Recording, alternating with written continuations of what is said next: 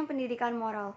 Bapak Ibu guru yang saya hormati, serta teman-teman yang saya kasihi, pada hari ini, marilah kita mengucap syukur kepada Allah atas segala berkat dan rahmat yang diberikan, sehingga kita dapat bertemu lagi. Saya ingin mengucapkan terima kasih kepada yang sudah mau menonton pidato saya ini. Materi pidato yang akan saya bawa ini mempunyai tema penting tentang seberapa pentingnya pendidikan moral. Bapak Ibu guru serta teman-teman sekalian, belakangan ini kita seringkali mendengar atau bahkan melihat banyak perilaku buruk yang dilakukan oleh masyarakat kita ini. Entah itu dari kalangan anak-anak, anak remaja, orang dewasa, hingga sampai lansia. Perilaku buruk yang dilakukan antara lain penipuan, penindasan, pembunuhan, penyalahgunaan narkotika, dan tindak pidana korupsi. Semua perilaku buruk itu telah dilakukan hingga membuat kerugian besar bagi negara kita ini, baik kerugian secara moral maupun material. Mungkin dari kalian ada yang bertanya-tanya, apa penyebab itu semua terjadi? Tentu saja itu semua terjadi karena masyarakat kita ini mempunyai moral yang lemah. Hingga tak heran lagi, semua perilaku buruk yang mereka lakukan selalu saja menjadi kebiasaan hingga sulit untuk dilupakan. Dampak yang akan terjadi jika masyarakat kita bermoral rendah, antara lain yaitu kita akan mudah terpengaruh oleh orang sekitar.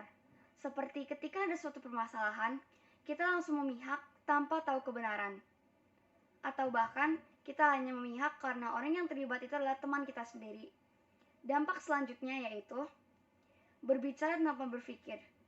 Masyarakat kita seringkali mengomentari orang lain tanpa mengoreksi dirinya sendiri atau tanpa mengurus dirinya sendiri.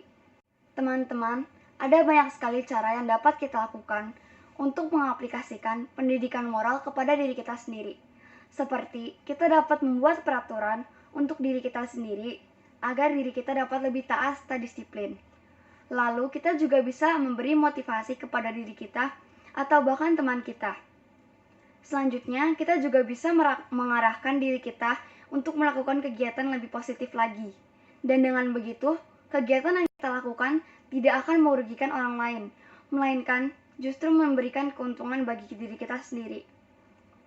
Ingatlah, kita sebagai pelajar juga harus mempunyai moral yang baik di samping otak yang cerdas. Mungkin seringkali kita berpikir bahwa proses pendidikan moral tidaklah singkat dan mudah, tetapi nantinya juga kita akan mendapatkan hasil yang setimpal dengan seberapa lamanya proses pendidikan moral itu. Dan dengan begitu, kita nantinya akan menjadi generasi yang cerdas dan bermoral baik. Mungkin hanya itu saja yang saya mampu sampaikan pada pidato singkat saya kali ini. Dengan segenap kerendahan hati, saya mohon maaf bila ada kesalahan kata serta perbuatan yang kurang berkenan. Semoga kita semua bisa mengambil pesan penting dalam pidato singkat saya kali ini. Semoga rahmat dan berkah senantiasa bersama kita. Amin.